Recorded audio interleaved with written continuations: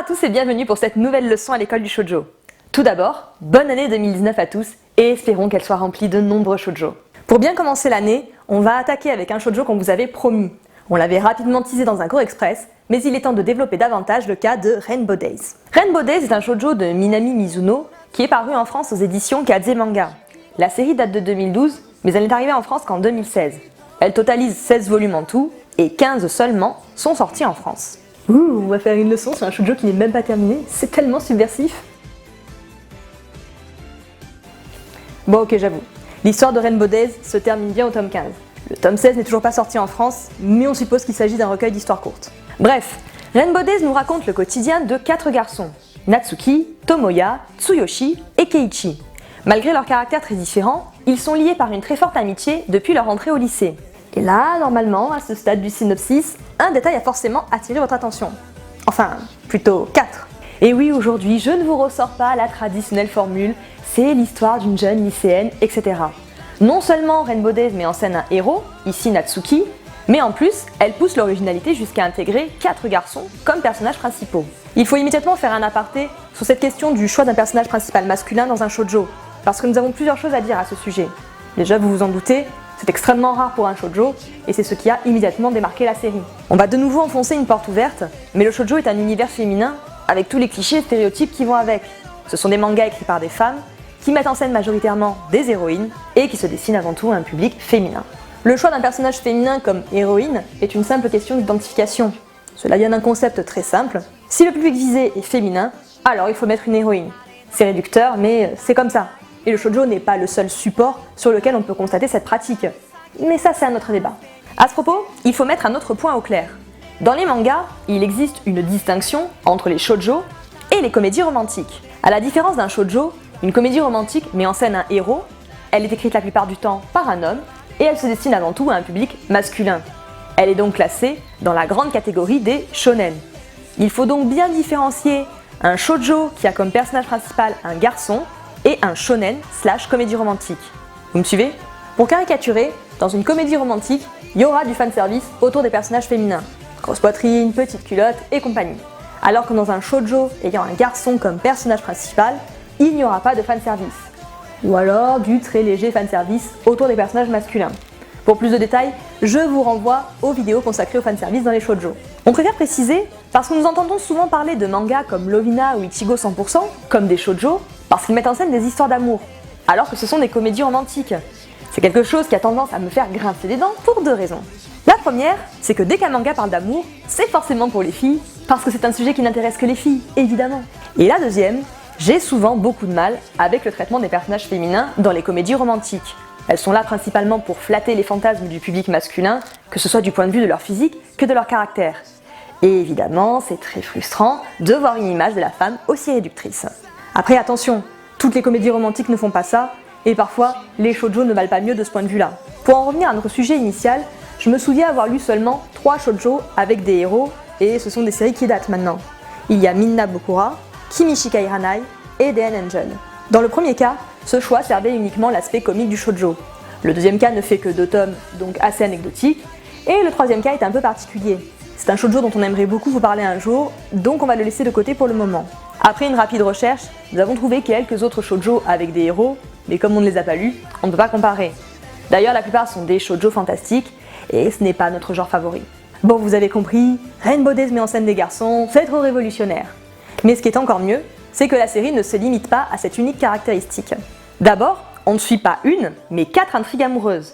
En effet, même si Natsuki est clairement présenté comme le personnage principal, ces 3 amis ne sont pas pour autant relégués au second plan. Natsuki est certes davantage mis en avant, mais chaque garçon aura droit à plusieurs chapitres centrés sur lui. Chaque personnage est donc présenté, développé, et les intrigues alternent afin que nous puissions voir l'évolution des 4 garçons. Le tout est donc bien équilibré, ce qui fait que nous pouvons connaître et nous attacher à tous les garçons et à toutes les intrigues amoureuses. Ensuite, les 4 garçons sont très différents et bien caractérisés. Il n'y a donc pas de redondance entre les personnages. En revanche, chaque garçon est un stéréotype. Et on va en profiter pour passer aux présentations. Nous avons donc en premier Natsuki. Il est mignon, doux, gentil et naïf. Comment? Cette description vous rappelle quelque chose? Eh bien c'est normal, c'est parce que Natsuki possède toutes les caractéristiques de l'héroïne classique de shoujo. Et attention, je dis pas ça pour me moquer, je relève juste le côté cocasse de la situation. Qu'est-ce qu'il y a encore? Non, rien. Effectivement, la situation est cocasse. Pour en revenir à Natsuki, ce qui est cool, c'est que son caractère est totalement assumé.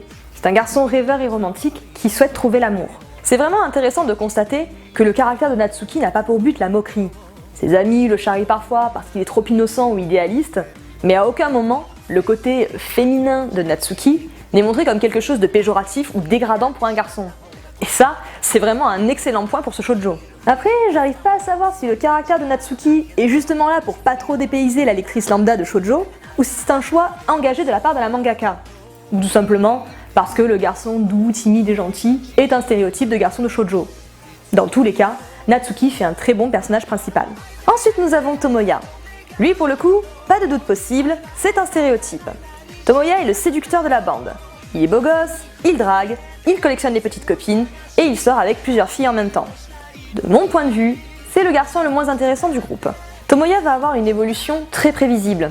Sans vous spoiler, il va être intéressé par une fille qui n'a pas un caractère facile et qui n'est pas du tout intéressée par lui. Et grâce à elle, il va changer son caractère. Et je ne vais pas m'attarder plus sur Tomoya, on développera son cas un peu plus loin. Ensuite, nous avons Keiichi. Comme Tomoya, c'est un beau gosse, sauf que lui veut une copine avec une relation sérieuse. Keiichi attire facilement les filles avec sa gentillesse et son sourire d'ange. Mais il a aussi des penchants pour le sadisme. Il adore la domination, faire souffrir sa partenaire, etc. Keiichi est certainement le garçon le plus intéressant du groupe. D'un côté, le shoujo présente son caractère avec beaucoup d'humour. Par exemple, Keiichi se balade tout le temps avec un fouet qu'il utilise uniquement dans des mises en scène humoristiques. Et d'un autre côté, Keiichi se fait régulièrement rejeter lorsqu'il avoue ses penchants à une fille. En gros, les filles craquent pour lui, mais dès qu'elles découvrent son véritable visage, il fuit de peur. Keiichi est véritablement un garçon gentil, mais il assume ses penchants. Il est donc régulièrement blessé par le changement de comportement des gens à son égard dès qu'il découvre sa véritable personnalité. Keiichi est donc à la fois le plus souriant, le plus excentrique et le plus complexe des personnages. Ce que j'aime beaucoup aussi avec Keiichi, c'est qu'il représente un stéréotype de shoujo qui tombe très vite dans un cliché irrévérencieux et péjoratif. Vous savez, il y a souvent dans les shoujo ce garçon hyper souriant mais dominateur qui rabaisse l'héroïne ou la fait souffrir, mais on lui pardonne toujours parce qu'il est beau gosse et parce qu'il est amoureux de l'héroïne. Ici, Keiichi assume pleinement ses penchants pour le sadisme dans sa relation amoureuse, mais il ne les impose pas. Il cherche non seulement une partenaire qui accepte et partage sa passion, mais surtout qui est consentante. Et véritablement consentante, n'est-ce pas? Keiichi est le stéréotype assumé jusqu'au boutiste et positif du garçon sadique. C'est la première fois que je vois ce type de personnage dans un shoujo, et pour le coup c'est véritablement rafraîchissant de voir qu'un cliché aussi nul puisse devenir un personnage aussi cool. Enfin nous avons Tsuyoshi, le geek du groupe. Enfin, plutôt l'otaku du groupe. Il est intelligent, discret, pas très bavard, pas très sociable, et il passe son temps libre à lire des mangas, regarder des animés, jouer à des jeux vidéo, etc. Grande originalité de ce personnage, il ne porte pas de lunettes. Sans déconner, Tsuyoshi cumule à lui tout seul le stéréotype du garçon intelligent et de l'otaku, et il ne porte pas de lunettes. C'est véritablement un miracle. Oui, mais il a une longue mèche noire qui lui cache un œil. Donc ça veut dire que Tsuyoshi cumule aussi le stéréotype du beau brun ténébreux? Ça commence à faire beaucoup pour une seule personne. Pour moi, la mèche lui vient plutôt de son côté otaku. Tu sais, il est tellement timide et discret que ses yeux sont en permanence cachés par ses cheveux. Ça se défend, mais ça voudrait dire que sur 4 personnages principaux masculins, il n'y aurait aucun beau brun ténébreux? Non, je refuse de vivre dans un tel monde. Et ton objectivité vient de partir au loin. Plus sérieusement, la véritable originalité dans le personnage de Tsuyoshi est qu'il a une petite copine. Rendez-vous compte, c'est l'otaku de la bande et c'est le seul à avoir une petite copine dès le début de la série.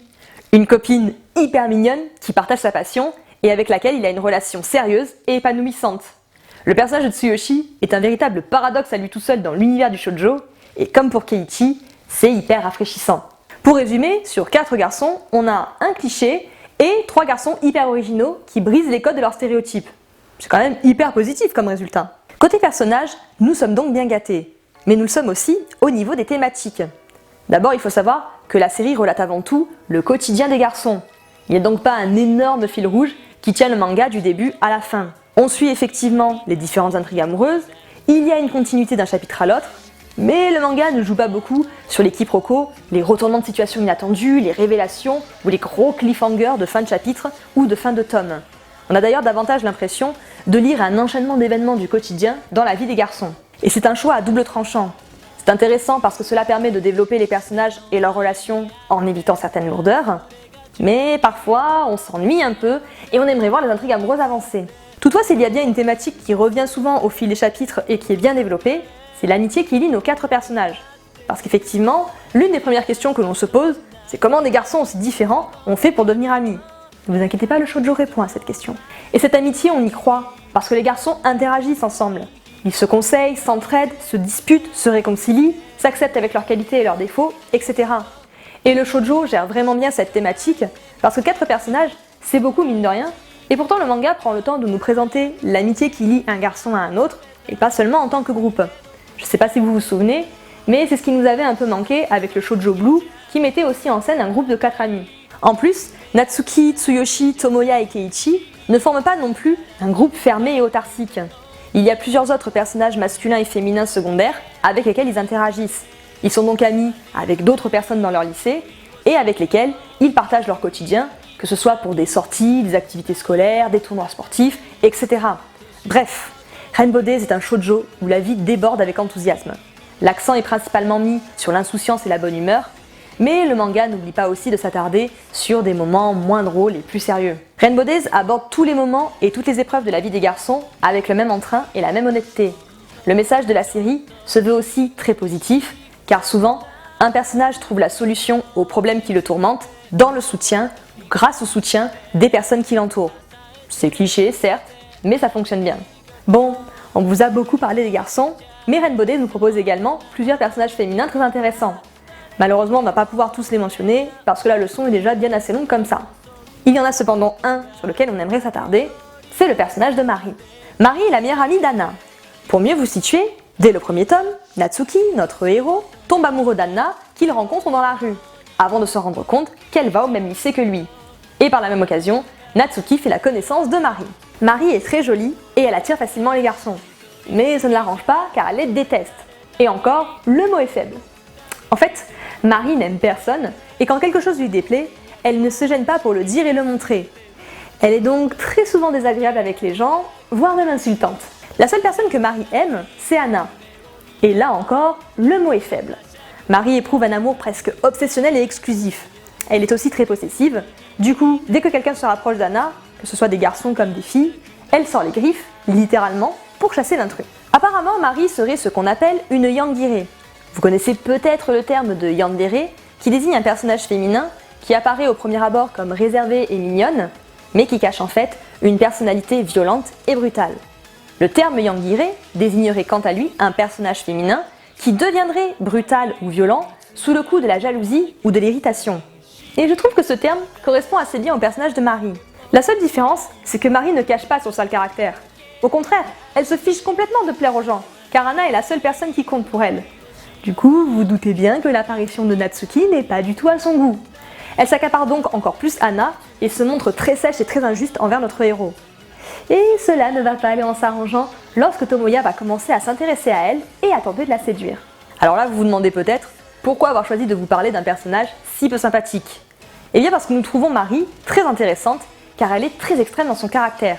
Il n'y a pas de demi-mesure chez elle et ses réactions et ses répliques participent beaucoup à l'aspect comique du shoujo. Donc ça on valide. Mari est aussi un protagoniste auquel il est très difficile de s'attacher.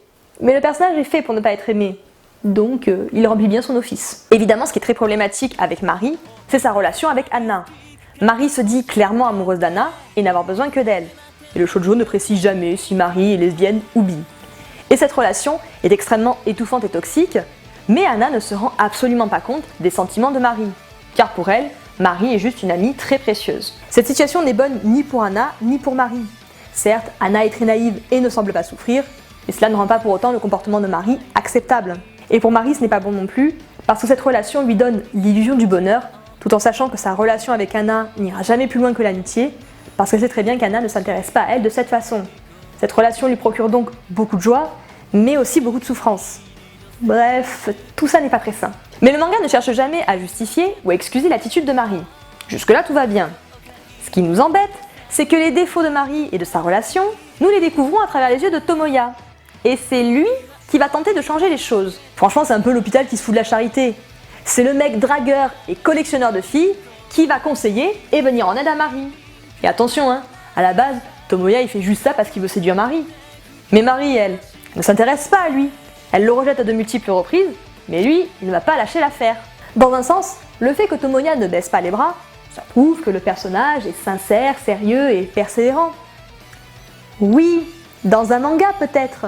Mais soyons honnêtes, dans la vraie vie, Tomoya serait juste un gros lourd, voire un harceleur. Même si sa rencontre avec Marie va beaucoup le changer et le faire mûrir, cette évolution du personnage se fait un peu, je trouve, au détriment de celui de Marie. Marie évolue grâce à Tomoya parce qu'il y a prouvé qu'il n'était pas un connard fini, et du coup, elle abandonne son obsession pour Anna pour sortir avec lui. Ça prouve que Tomoya a bien fait d'insister. Grâce à lui, la pauvre Yangire qui était méchante avec tout le monde et qui éprouvait un amour dérangé pour sa meilleure amie a été sauvée. Attention, ce n'est pas dit comme ça dans la série, mais c'est l'impression que cela nous donne. Le manga montre bien que le comportement de Marie n'est pas sain, mais il faut l'intervention d'un garçon pour la sauver. Et le sauvetage consiste à harceler la fille jusqu'à ce qu'elle tombe amoureuse du garçon. Autre exemple, à un moment dans la série, Tomoya vole un baiser à Marie. Elle le repousse et le traite de gros porc. Lorsqu'elle reparlera de cet incident un peu plus tard, elle s'emporte en hurlant que les salauds qui ont ce genre d'attitude devraient finir en prison. Ce qui m'énerve, c'est que dans le fond, Marie a raison. Ce genre d'attitude est à dénoncer, et c'est bien qu'un personnage le fasse. Mais vu que Marie passe son temps à cracher son venin sur les garçons pour le moindre détail, la plupart du temps, elle exagère et elle est injuste.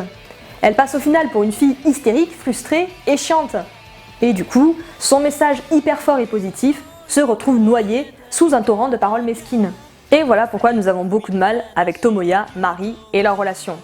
Après, une fois que Tomoya a arrêté de se comporter comme un con, on apprécie davantage de suivre leur relation. Je pense véritablement que tout cela n'est qu'une maladresse d'écriture, parce que la série nous prouve à plusieurs reprises son honnêteté, sa bienveillance et son envie de transmettre du positif.